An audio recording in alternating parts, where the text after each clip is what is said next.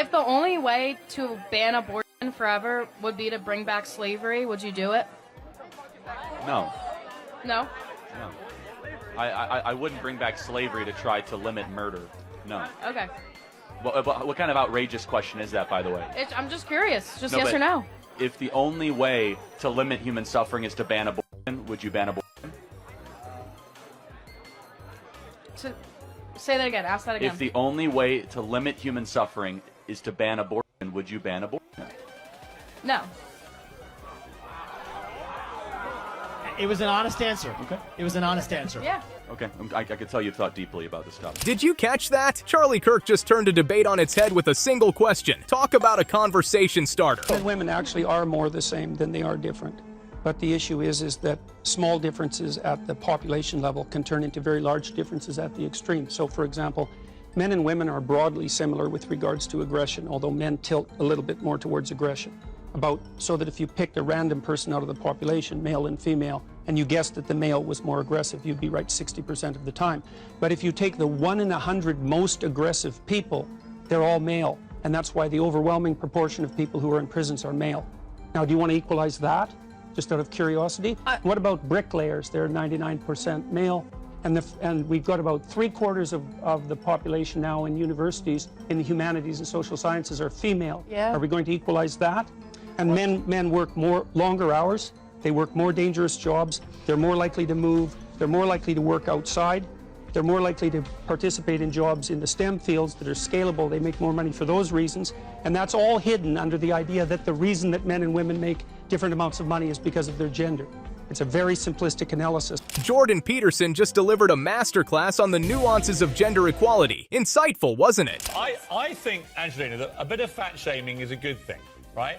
I think that when people say to me, you put on a bit of timber, mate, it makes me go back and try and lose a bit of timber. Eat a bit less, drink a bit less, get on my Peloton bike, off we go, right? I need to have people look at me going, hey, big boy, lose a bit. That's so ironic, right? because whenever we mention it on air as a joke, you complain about it. I do that to you because Yes. you're the great virtue signalling. We can't say anything negative about anybody's body image. Everyone's perfect. Yes. I don't agree. I think a bit of fat shaming is a good thing, a healthy thing. What do you think, Angelina? I think you're wrong. And there you have it. Piers Morgan with a playful troll. It's all in good fun, but it makes you think. Women are the future. Like, we're going to clean all this shit up, not just the homeless crisis, but the wars and all that stuff. Women need to take their rightful place as the ones running shit. Women are as close as you're going to get to God. Men can build buildings, write songs, I don't know, do expeditions to Antarctica or whatever. It's all cool shit. I'm not bashing on men. Try creating life in your womb. Mm-hmm. Try creating life. My mother was the closest thing I ever got to experience to God. Whether she was a good mother or not is irrelevant. My mother created me. Women need to be president. Women need to run the world. Wait till this guy finds out that those exact women he obviously worships find his disingenuous pandering extremely unattractive and revolting. You won't see another like this woke simp male feminist every day. What a character. So as we stand here, talk today, students are holding a vigil to commemorate the people who died on October 7th. And this event is counter-programming that vigil. Porque vote tells us that you can serve God or you can serve yourself. So my question to you is, how are you not serving yourself with this event? Well, since there are hundreds of people who showed up to hear me talk about what's going on, I don't think that it's serving myself per se. I also don't think that I need the money. So my suggestion would be that there are many ways to commemorate what happened. So this notion that I'm somehow ignoring the wishes of the entire Jewish community or large swaths of the Jewish community by coming and speaking about the most vital issue on the most vital day of the last year is insipid. And your insulting attempts to quote Pirkei Avot at me are frankly uninspired. Sharp as ever, Ben Shapiro tackles a pro-Palestine stance with his signature approach. Powerful arguments. The left would have us believe that feminism is just a fancy term for caring about women and making them happy. In reality, it usually has the opposite effect. Feminists are not exactly known for their cheery dispositions. The advance of feminism has coincided with a dramatic decrease in women's self-reported happiness, both in absolute terms and relative to the happiness of men. In reality, Feminism is a liberal ideology that, like all of liberalism, misunderstands human nature. It holds that men and women are not really complementary, but identical, that men and women don't really need or benefit from each other, and that their interests are frequently at odds. In the words of a more recent feminist writer, a woman needs a man like a fish needs a bicycle. As this ideology advanced, the family lost its position as the central political unit. In order to advance individualism and egalitarianism, the family had to be taken down a notch. Michael Knowles doesn't hold back, does he? His take on feminism's impact is bound to stir some thoughts. What species in the animal kingdom is the fetus? A human. So if it's a human, shouldn't that human get human rights? I don't know. I don't believe there's any. But shouldn't you get human rights even if you can't survive without another? Shouldn't you get human rights even if you're small and that you happen to be in utero at that moment?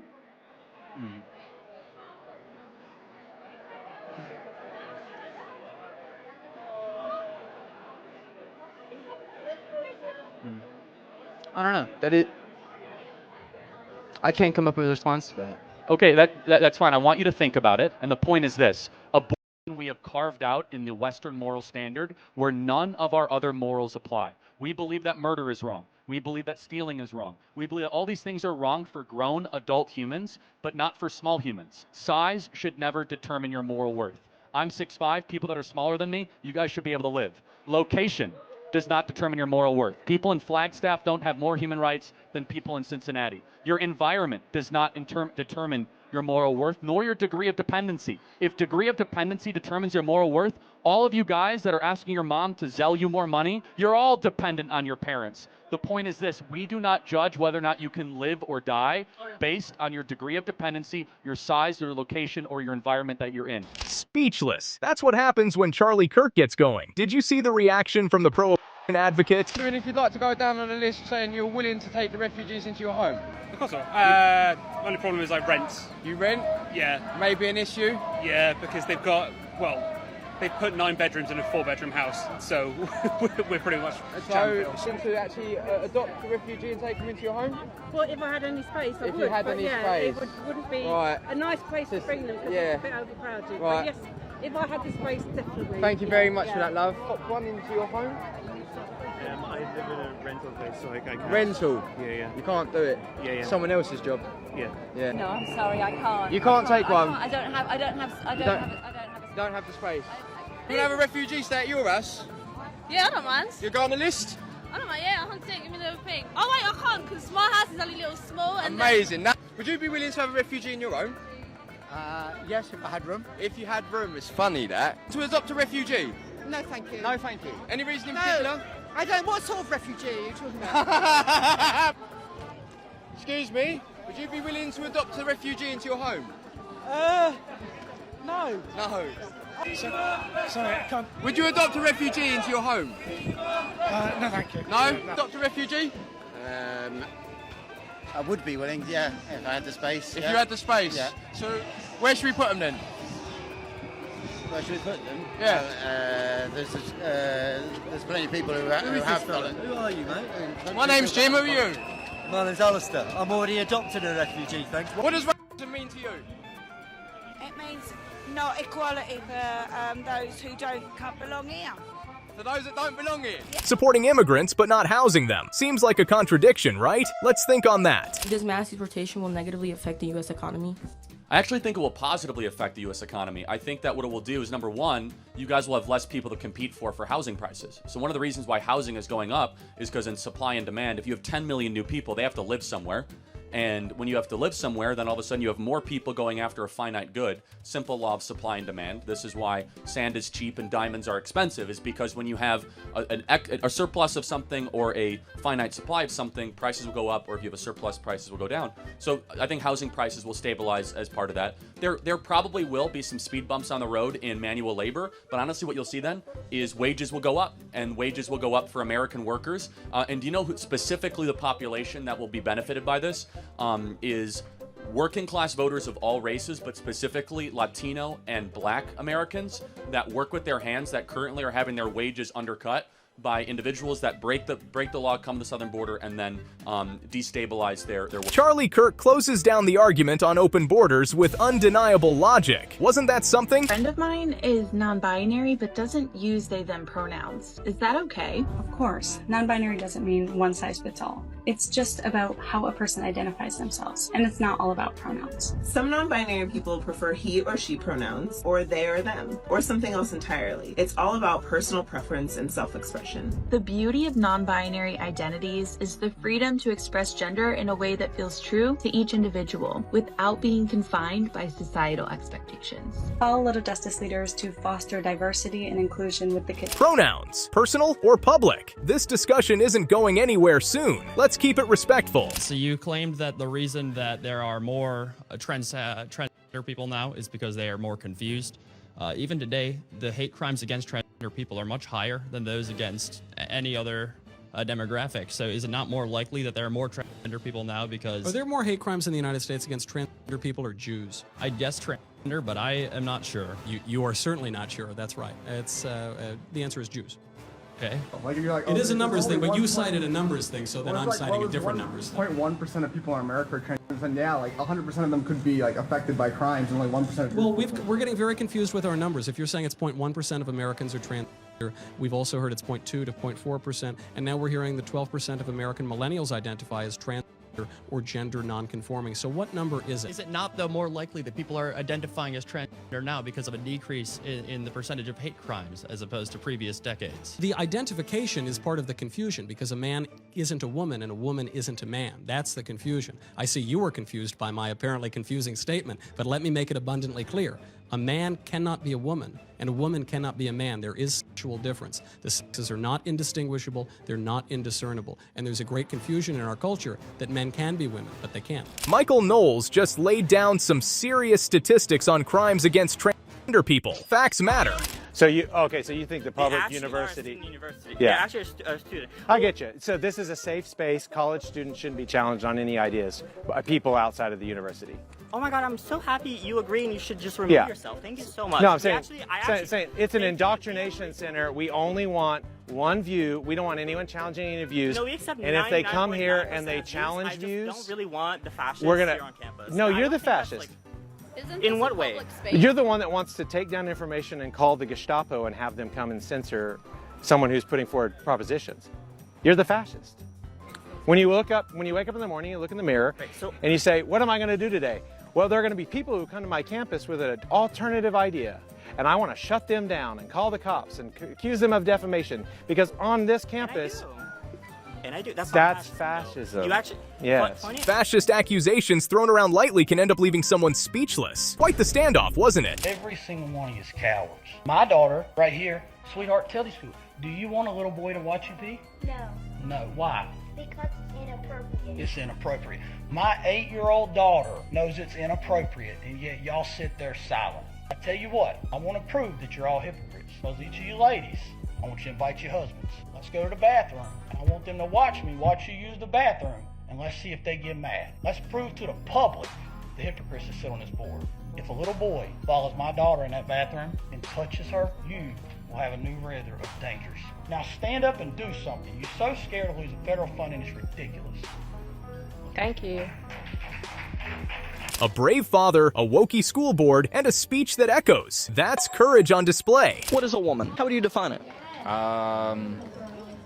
Asking? You can't define something by asking something. What would be your definition? Well, when you say you can't define something by asking, that's like saying we did not know what the color purple was before we ground some snails in the Roman Empire. But what is the definition? Why? What color is the sky? Blue. Okay, sure, everyone says that, but some people's blues look different.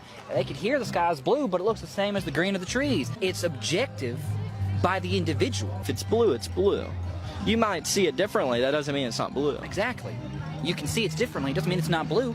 I can look at someone and they say they're a woman. It's like, I see it differently, doesn't mean they're not. So, objectively, what is a woman? Whatever they want it to be. But that would be doing a subjective answer. Yeah. So, objectively it's subjective. What is a woman? Seems like a simple question, but the answers can be surprisingly complex. Thoughts? Want to catch wokey moments in 4K? Watch till the end, subscribe, like the video, and comment "Wokies" for a chance to win a brand new iPhone 16 or a cash prize. Also, don't forget to check out the next video on the end screen for more chances to win. My question isn't specifically about anything you really said tonight, although I don't really agree with anything you said. Okay. I know you wrote this out in your notes, but ask a question. Let's go. How do you think other people with your beliefs respond to the fact that your hateful and harmful rhetoric costs the lives of queer children every single day, on average, every 45 seconds? Okay, so this is just going to be a pure boogeyman. You're pretending that someone committed because of Candace Owens. You've got no facts here. You're just going, it's your rhetoric that's causing all of this. When in reality, you want to talk about the T, change regret, of people who have changed their parts and can't go back. And you know what happens? Rates go up after they transition. And Candace Owens wasn't the one that chopped their dicks off. You have no idea what's going on in those individuals' lives and how they're being inspired to ruin their own lives. And so on my platform, I do host people that have sex change regret, because the community needs to hear those stories before they make those same decisions and can't turn around. Plain and simple. Candace Owens doesn't shy away from tough topics. Her take on transgenderism as forthright as you'd expect. You criticize the then Trump administration's designation of gender-based bathrooms, right? Sounds like you've made up your mind on a lot of things, but I just want to get clear on this because this is an important issue, certainly to people in my state. It's very you think that bathroom designation, same with locker rooms, I guess, girls' locker rooms impermissible?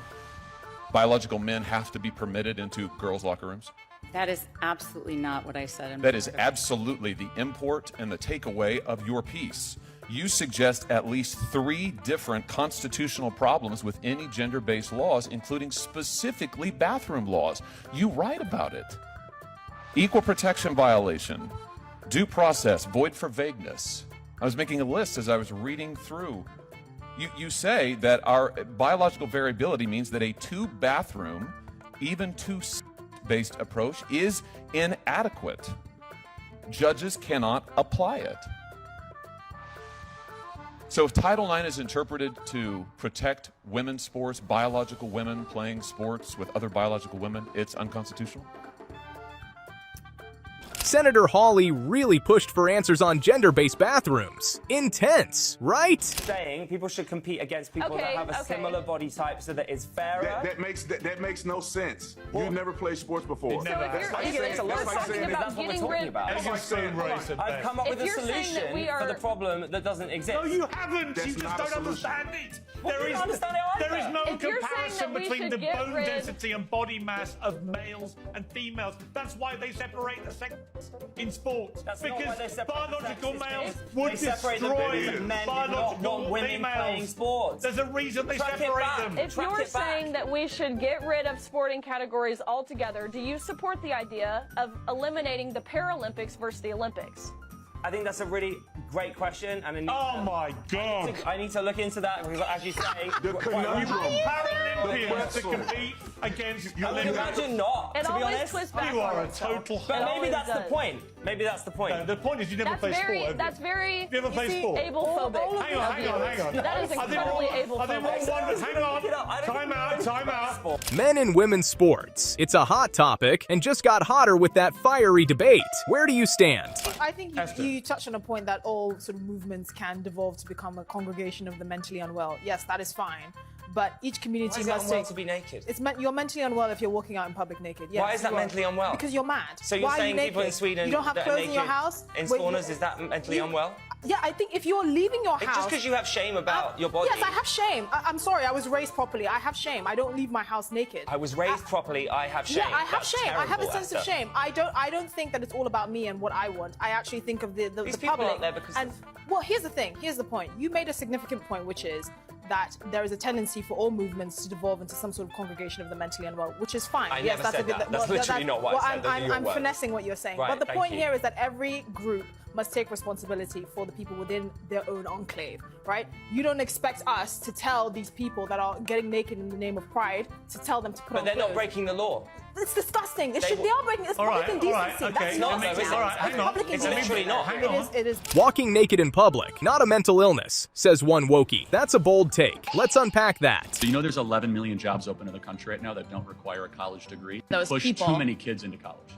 Okay, so the national graduation rate is 59%. If I asked the room, everyone would agree that they know some people that went to college that did not graduate. We're probably sending too many kids into this institution. When an institution is multi-trillion dollars in scale, involves 23 million of our citizens every 4 years, and is not actually bettering the country. For example, if college was so great, we would see incomes going up for Gen Z and millennials. We'd see more people able to own homes. Thinking college is a scam? Charlie Kirk might just convince you. Education is crucial, but at what cost? I asked him why he's such a defender of the right to bear arms. Well, I'd give up my gun when everybody else does. And is that Doesn't that make sense? Well, doesn't that make sense? I mean, if you were if there were guns here, would you want to be the only person without one? So do you carry guns routinely at home? I mean, you have a gun at home? Yeah, it's legal in the United States. It's part of our Constitution. You know, the right to bear arms is because that's the last form of defense against tyranny. Not to hunt. A solid defense for gun rights against a wokey journalist's challenges. The arguments are getting sharper. Would you rather be trapped in a room with a straight, white, conservative male, or trapped in a room with an axe murderer? Is the axe murderer gay? Yes. Yes. Which one? The axe murderer that's gay. Really? What's your reasoning? Because maybe I could reason with him, you know, like maybe we could work something out. Honesty's the best policy. That's my honesty.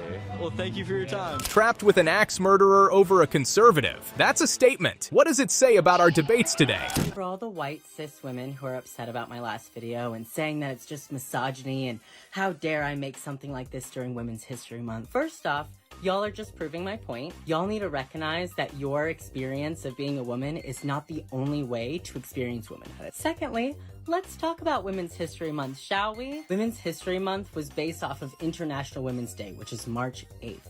And that was started by Clara Zetkin, who was a German activist, and she was not a nice white woman. She was an anti-war communist who literally ran against Hitler and the Nazi Party. She fought for everyone. If you want to be a real feminist, then you fight for everyone. You fight for Palestinian women's rights. You fight for trans women's rights. You fight for black women's rights and indigenous women's rights. You fight for all women's rights. You fight for everybody's rights. Because when nice white women don't check themselves and their own privilege and the harm that they're doing, everybody else is having to compensate for it. Everybody else is having to suffer for it. Comfort is not a priority. Safety is. If you want to prioritize all women's safety, then stop being a nice white woman. Start being... Identity and feminism at odds over who should lead the charge. What? It's a complex issue. Let's discuss.